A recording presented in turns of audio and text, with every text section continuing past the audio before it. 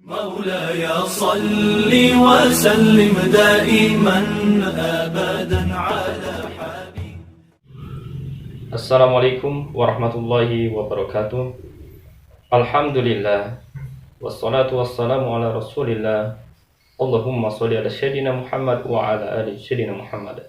Bersyukur kita kepada Allah subhanahu wa ta'ala yang telah memberikan kita sehat walafiat dan sehat jasmani rohani dan nikmat yang terbesar, iman dan Islam. Bersalawat kita kepada dia, Nabi Muhammad SAW, yang mana melalui dia kita bisa menuju jalan kebenaran, jalan Allah Subhanahu wa Ta'ala, dan membawa kita ke tempat yang paling terindah, yaitu jalannya Islam dan nantinya surga bersama beliau.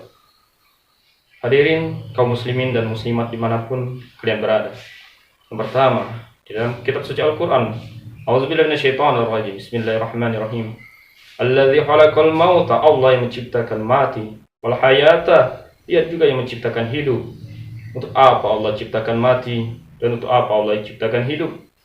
Liyabluwakum ayyukum ahsanu amala. Allah ingin melihat siapa yang paling baik amalnya, bukan siapa yang paling besar titelnya, bukan siapa yang paling besar rumahnya, hartanya, kekuasaannya, jabatannya, apapun itu yang dilihat oleh Allah antara hidup dan mati. Liyabluwakum ayyukum ahsanu amala. Amalnya siapa yang paling baik amalnya. Hadirin kaum muslimin dan muslimat dimanapun kalian berada, saudara-saudaraku, maka dari itu takutlah kita kepada Allah, tinggalkanlah perbuatan-perbuatan yang dilarang dan dibenci oleh Allah, yaitu tegakkanlah amal ma'ruf nahi munkar. Wahai saudara-saudara dimanapun kalian berada, takwalah kita kepada Allah, kembalilah kita ke ajaran Rasulullah, tinggalkanlah perbuatan-perbuatan burukmu yang LGBT, yang suka penjudi dan lain sebagainya. Lantar ji'ayyamul lati madot, yang lalu takkan pernah bisa diulang kembali. Namun kita bisa manage masa yang sekarang untuk masa yang lagi akan datang, kita akan lebih baik sebaik-baiknya. Maka dari itu, dengan uraian singkat ini, penjelasan singkat ini, hanya sedikit tutur kata saya yang bisa saya sampaikan.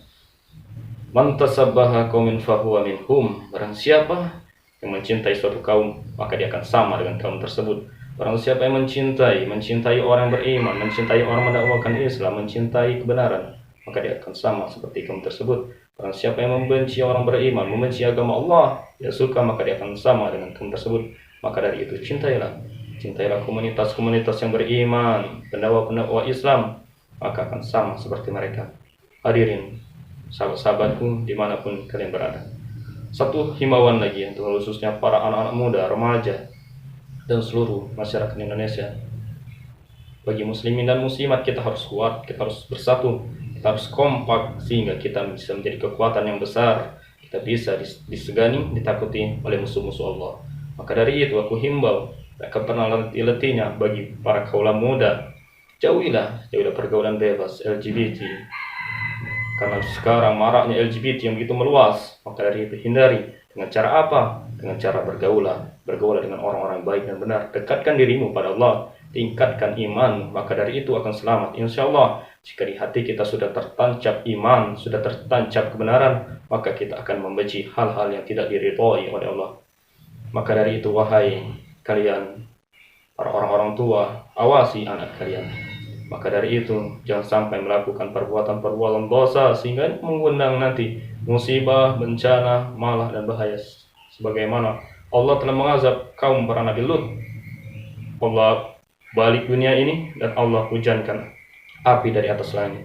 Maka dari itu jangan sampai anak-anak kita, saudara-saudara kita terjangkit homoseksual, lesbi, transgender, biseksual dan lain sebagainya. Maka dari itu mendekatkan diri kita kepada Allah, insya Allah kita akan selamat.